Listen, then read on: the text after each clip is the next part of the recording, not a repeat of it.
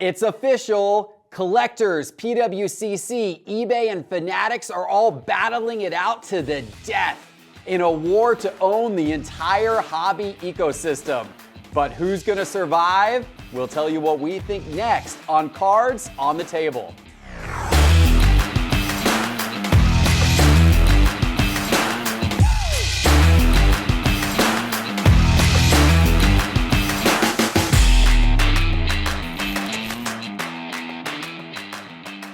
Hello, sports card investors, and welcome to another episode of Cards on the Table, our fast-paced talk show where we debate important topics from around the world of sports cards. We got a juicy one to start with today. Teapot, are you ready? Let's go. Let's go, Teapot. Doug, I don't shake hands with Kentucky fans, but I'd like to know if you're ready as well. Yeah, I'm ready. Okay, Doug is ready. Guys, right off the bat today, let's talk about this battle of the titans that is emerging in the sports card world. And what prompted this was the announcement recently by Collectors and Golden, who've announced that Golden will have a full-service marketplace, cards that you can buy and sell all the time on Golden, fixed price listings, etc., not just their monthly auctions. This is going to start in the new year. And of course, Collectors and Golden, they already have their vault. They already have their grading service through PSA. So of course, what they're trying to do is to get you to submit all of your cards into their ecosystem through grading, through their vault, through the marketplace, and then keep those cards within their ecosystem forever. This is how they get to grow and own a sizable chunk of the sports card hobby. But Collectors isn't the only company that's trying to do this. PWCC has been doing the same thing for a while. They've got their own vault. They've got their own marketplace, and they have grading partnerships with companies like BGS and SGC. Let's not forget about eBay, who recently came out with their own eBay vault, and they offer a lot of great features and incentives through that. Oh yeah, and then there's Fanatics. And while Fanatics is still early stage on all this stuff, don't forget that when the Fanatics deal was originally announced, Michael Rubin came out and was very clear that he wanted to own the entire ecosystem. He wants to own all of that as well. Rubin and Fanatics want their own vault, their own grading. They want their own marketplace. They want to do it all. But can all of these companies win? Surely they cannot all win. Right, Teapot? How is this going to play out? Peer into the future of the hobby. What does this all look like? It's getting to be like that Oprah meme where you get a vault and Doug gets a vault and I have a vault and they have a vault and they have a vault and everybody in here has a vault. And it's a little bit kind of comedic at this point, but everybody's trying to get a chunk and a piece of their hobby. That being said, the hobby is growing. There's a ton of space and everybody's trying to kind of come in. Will they all be successful? I don't know. Ultimately, it's going to come down to what your needs are from a vaulting service. Are you looking to consign? You talk about like ComC and the level of cards that you can do there. That's a little bit niche. And then you have all these other companies that you talked about. I don't do a lot of vaulting just because I like to have my cards in hand. I like to be able to hold them and look at them. With that being said, I do have a handful, like 5 or 6, that are with PWCC because I bought them on their weekly auctions. And I just said, keep them there for now. I'll have them shipped to me at some point probably if I don't decide to sell them in the future. Ultimately, I think this is it's highly tribal, like much of the hobby. You're going to have maybe an allegiance from a great experience with a particular company. Maybe they've proven to have really good customer service. You trust them from an integrity standpoint. You trust them to get your cards listed in a timely manner. Fee structures, there's a lot of different factors that come into play here. But ultimately, I think, maybe we're at that limit, saturated. If anybody else is trying to come in, it's probably going to be really tough sledding. I do expect that some of these larger companies that are probably here to stay no matter what by virtue of grading or auction house presence will have some degree of success. I just don't know how much they'll be able to scale it depending. I think vaulting offers a great advantage when you're buying cards specifically for the purpose of wanting to resell them later. Yeah. Flipping cards or cards that you think you might resell down the line, even if it's a longer term investment. But that's what these companies want. They want you to buy from their marketplace, keep the cards in the vault, because then you're more likely to resell on their marketplace. Maybe you grade your cards through them, and by keeping it within their system, they're making fees on top of you every step you take. Can all these survive, Doug? What does this look like in the future? Well, I'm glad you asked what it looks like in the future. This is a perfect example for me to talk about my own vault. I've got a vault, just opened it up at my house. Well, it's more of a closet in my office, but I'm happy to take on new submissions. I do have locks on the doors. I couldn't think of a better way to store your cards personally, so send me all your stuff. But yeah, I mean, we want variety, right? We want choices. Last thing we want is a monopoly, is someone to have full control over this. So, and I do think there are some unique benefits depending on which way you go. If you're someone who wants to buy raw, then grade, and then list on market, I love what PSA and Golden have together, and the same thing with PWCC and CSG, right? It just depends then on which grading company you prefer. Is what you're grading better suited for PSA? Go that route. Is it something that's better suited with CSG? Go that route with PWCC. But if you're not going raw to graded to market, then maybe the eBay vault works better for you, where you can stay within that ecosystem. I think there's utility with all of these options that are available to you right now, and you can kind of dabble in between all of them without, putting all of your eggs in one basket. So I think there's a lot of opportunity to mix and match. I will say I do miss the simplicity of the hobby a few years ago. We go back a couple of years and really almost all cards were being sold through eBay. PWCC was linked up with eBay, so all their listings were there. And Golden was just at the beginning of what has been rapid growth for them over the last couple of years. But, going back 3 years ago, Golden didn't have nearly the volume of sales as they do today. So you could go on eBay anytime and search there and know that pretty much any card you're looking for is going to be there. Now, you got to search eBay, you got to search Golden, you got to search PWCC, and then of course you got other auction houses. Pristine's getting heavier into sports cards, and Heritage and others as well that are getting into the game, which complicates things. Just wait though to see what Fanatics does. This is already competitive. Fanatics is the one who's behind in all of this, but they're also going to be the manufacturer who could really wallop potentially some of these players. And that's why they're all doing these alliances and getting out in front of this. It is definitely going to be a battle of the titans over the next few years. It's going to be fun to watch these big companies slug it out. Who do you think is going to win? Let us know in the comments below. Not Doug. Doug's not going to win. Not Doug and not Kentucky. But who are you backing if you could only back one? Let us know in the comments below. Curious to see what you guys think about that. All right, let's jump to our next topic. This is around the Data Dive episode, Teapot, you did on the Market Movers channel, the Market Movers YouTube channel this past weekend, where you dove into the question, is now the time to buy baseball cards? No one's really thinking about baseball right now, other than a couple of big free agent signings. You got, Aaron Judge's big contract was just recently announced, things like that. But not a ton of baseball chatter right now. Everyone's focused on the other sports. So is this the moment to buy? What did your data show? Yeah, it didn't actually show that the cards were down as much as I anticipated. They're definitely down. I looked at Market Pulse, I looked at the SCI 500, and then looked at some of the other indexes related to baseball. They were down 20%. I thought, honestly, wholesale, we'd see like 30, 40% from the time the playoffs started until now. Certain players down the most, and if I look at the last 60 days, Freddie Freeman's at the top of this list, down almost 24%. He's on track for a Hall of Fame career. If you're a collector, like a Hall of Fame collector, or if you're a guy, person who wants to kind of look at this time for an opportunity, the Dodgers are still going to be really good. Freeman's still presumably going to be really good. He's 33 years old. I think he still has several years ahead of him potentially. He's a great hitter. This now could be the time. Judge is the big one on the list here, obviously, down 22%. And if you think he's still going to have another really strong season next year, now could be another good time for Aaron Judge. Now, what's interesting... Down 22% over the last 60 days, although he's actually ticked up since that big contract signing. He was in our top 5 this week. Yes, but exactly. That's been recently. Yep. Now, if I go back last 180 days, this is where you can see some guys down a ton. I mean a ton. Luis Robert was a guy a few years ago. I mean, he was the guy back in 2020, Super right? Hyped. So he's down. He hasn't been able to put together Wander.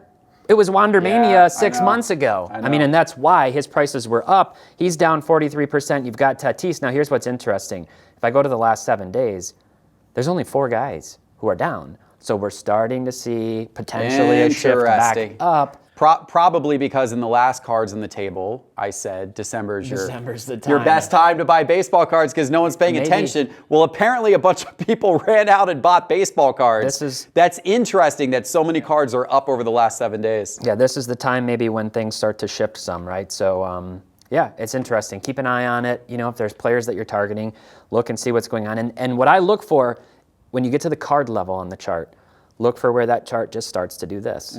And that's usually that's still a buying window usually, right? You just don't want to wait until it does this and buy at the high point, buy at the wrong point. Are you buying baseball cards now, Doug? Do you buy into this? No, I don't buy baseball cards in general. So, it's interesting. We talked about how December should be great. Nobody's thinking about baseball, or they shouldn't be. We're in late season football mode right now. We've got NBA in full swing. We've got this massive global event called World Cup. Maybe it doesn't appeal to us locally as much as globally, but that should be the last thing on our minds. But there's a reason, in my opinion, why baseball is getting attention right now, and it has to do with the product release cycle. We've got Bowman Chrome just coming out. We've got Chrome Sapphire. Top We've got Update Bowman just came Draft. Yeah. These are really important products to the baseball market, and with them just being released now, people are thinking about baseball. Whereas they might not be otherwise. This is kind of forcing baseball back into the limelight a little bit because they're such premier products for that sport. Good point. So, a casual like myself, as I look into the future of baseball prospecting, I'm looking at guys that were standout rookies from the previous year. I can't do really deep dives. I'm just not a baseball nut like that. So I'm looking at Franco. I'm looking at Julio Rodriguez. I'm looking at Bobby Witt. But, that's a great time for prospecting, too, from what I understand. It's time to look at guys that might be in the MLB 100 pipeline, guys that could be called up for spring training or make opening day rosters. Start doing your research now for those. Tatis. I think it's Tatis. I think Tatis right now is the opportunity. He was on that list of one of the guys who's the most far down in terms of his cards getting beat up over the last 180 days. I mean, understandably so. He wasn't there the second half of the season. He's now got a stain on him. He's, PEDs, the whole thing, right? But this guy, he's getting sniffs. Did you see he got some sniffs from the Yankees? Do you see that story? No. The Yankees are inquiring about Tatis, wanting to know, if the Padres are interested in potentially moving him. Of course, the Padres themselves have a great situation. Yeah. If he comes back, if he's healthy, if he can play well next to Soto, if we get a better season out of Soto next year. I mean, the Padres are a very competitive team. I think Tatis is a real interesting one. I also think, it has nothing to do with baseball, but I think LeBron James is always a buy. Look at my beautiful, I just bought that LeBron James card right there. It completes my rainbow of the 2003 LeBron James Topps rookie set. And special shout out to Stand Up Displays. Look at that beautiful Stand Up Displays. That is, you can buy that now on standupdisplays.co for only $15. Buy your own custom card stands. Look at that, unbelievable, beautiful. All right, folks, we got more great topics to discuss. We'll be right back.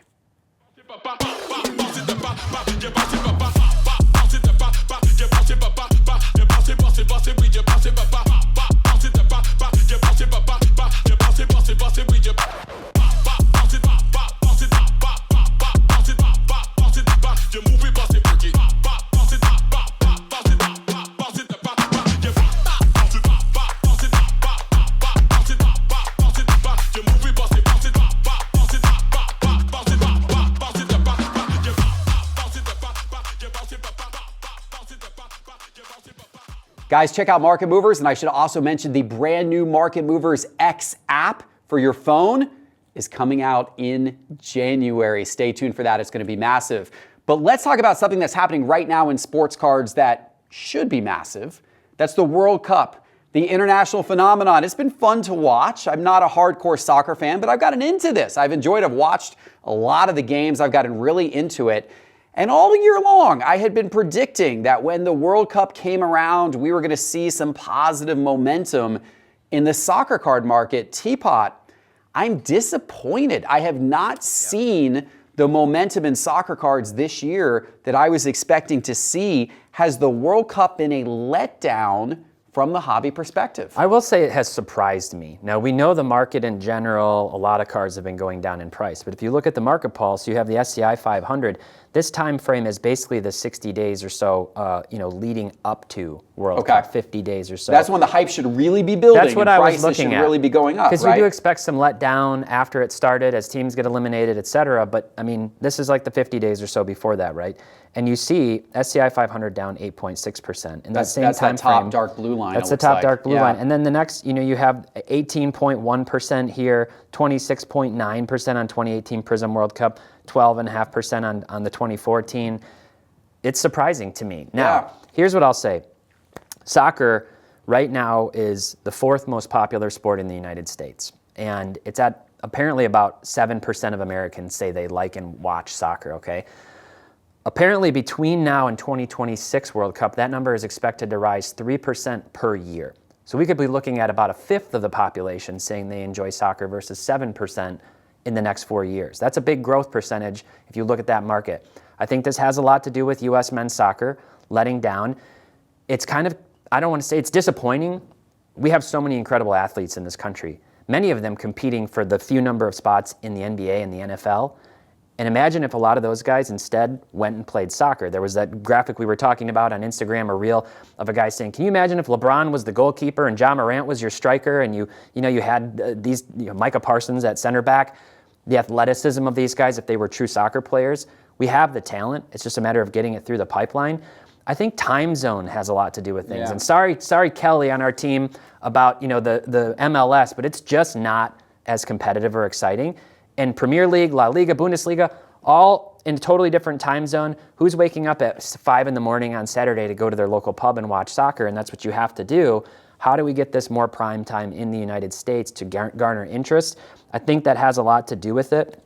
Overall, the combination of those things and the U.S. men's team not quite being there, I think just kind of turned out as a collective letdown. Has this been a letdown for you?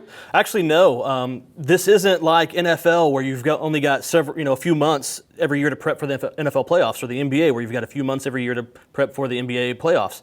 You've got years to prep for World Cup. People that were planning for World Cup have been doing so for the past 3 years. So that's the buildup. The buildup is while you're prepping for the event. The event is often a letdown, as it is in most sports, save a few breakout performances, right? So somebody like Cody Gakpo for the Netherlands, Julian Alvarez for Argentina, those guys have seen really nice growth based on their performance in the World Cup. But everybody else, it was probably going to fall off anyway. That's just how it works. Probably the most surprising thing to me, however, is Messi. He's down recently, which is surprising to me. He's in the World Cup final. He's got a chance for Golden Boot, got a chance for Golden Ball. This is really significant, yet most of Messi's key cards are down. That's really odd to me. But it's always been a long-term play for the Americans. The World Cup is starting at 5 a.m. in Qatar. Wait till 2026 when it's here. All of those stars come in. We had the youngest team in the World Cup. Those guys are going to be hitting in their primes. That's when I expect the fever to be at an all-time high for us. So, unfortunately, 4 more years, right? All right. Well, 4 more years. Let's do it. By the way, that question was suggested by one of our watchers. If you have a suggestion, leave it in the YouTube comments. This question as well was another suggestion from one of the watchers of last week's video, and that was around authentication. This viewer wants to know why authentication is such an issue in the hobby. Whether it's cards, fake cards getting through grading processes, that happens some. Recently, there's been more concern around sealed products. I mean, we've seen it happen a few times now. Sealed products, sealed cases. You obviously had that Logan Paul Pokemon thing that was, the big notable thing. But we've seen other sealed boxes, even, ones that aren't authenticated but appear to be sealed, opened up, and fake cards inside. Doug, is this challenge something that's just going to linger forever? What can be done here? Yeah, it's a really interesting question. So I think the basis of the question was specifically around sealed wax. And I think that's a tremendous challenge to me. I don't know the process, so maybe it's easier than I think it is. But in my brain, I wonder, especially with older stuff, the farther back you go, how can you verify that that's an original factory seal and not resealed? Because we've seen these companies make mistakes. They've not gotten it right on really important, very valuable cases. It's almost certainly the case that there's people out there that are sitting on decades-old product that's maybe not authentic. And the only way you can be 100% sure is by opening it, right? And that's not the plan for a lot of these people. So I think there's a huge challenge there. And then when you talk about cards themselves, that would involve training so many employees on how to tell, how to authenticate all these different decades of cards, all these different sets. You would have to have these experts come in, and the amount of volume that a place like PSA gets. Turnaround times, what happens then? 2-3 extra turnaround times. It could shut down the whole operation to an extent. I think it's a very tricky thing, but it's very important because that's how grading started in the first place. These companies started to authenticate cards, not to judge condition. This is what it's supposed to be, is authenticating cards and authenticating these products. And I think it's a really tricky thing now, unfortunately. Yeah, I mean, the problem is now the money is so big, right? Whenever you get that much money in any industry, in any field, fraud increases. And it seems like in some ways sports cards is ripe for that, especially when it comes to trying to decide if this old cardboard box with this old seal on it, which was not intricately sealed and certainly was not securely sealed in any way, is that thing real or was something stuffed inside? That's got to be a really hard task for anyone to authenticate, right? Two different things here, right? Wax, cards. Yep. With wax, it's got to be incredibly difficult. It's even harder than the cards. You can't even fingerprint wax the same way that you can a card. You went and did that SGC tour and they showed you their scanner that like gets to a deeper level, kind of thermal imaging, seeing if there's been ink added and pressing and other things like that. How do you do that with wax? There probably is a way. Forensic equipment, things that are used in investigations, crime scenes. I'm sure there's a way that they could say this cellophane wrap is too new, like analyzing it at a molecular level somehow and saying, but is that feasible? Is it cost effective? Do you have the right expertise? How much does that cost? Obviously, this is really, really difficult, or more companies than just Baseball Card Exchange and PSA with packs would be doing this, right? Then the question of liability, what do you do in those cases if they get it wrong? I don't know. They're doing their best. And if you switch to cards, all the criticism around like PSA, you did this wrong, you graded this card wrong, how much time? They graded 1 million cards last month. Yeah. And people want conflicting things. They want the price of grading to come down. They want it $5 a card, but they want you to spend 15 minutes with their card, making sure everything's inspected and there's dissonance there. This doesn't work. So I think being realistic, I always say this, give the benefit of the doubt, or just people make mistakes. Sometimes those are big and you want to see those companies own up to them in some capacity if they do screw up. Anytime we talk about authentication, spotting fakes, I've got to shout out Ryan, Breakout Cards. He's the guy I know that's the best of that in this industry. Wrote a book on it, so shout out to Ryan. That's awesome. Yeah, for sure. Absolutely. Good discussion today, guys. If you enjoyed it, hit that like, hit that subscribe, leave us a suggestion for next week's show in the comments, and we'll see you then. Enjoy your day.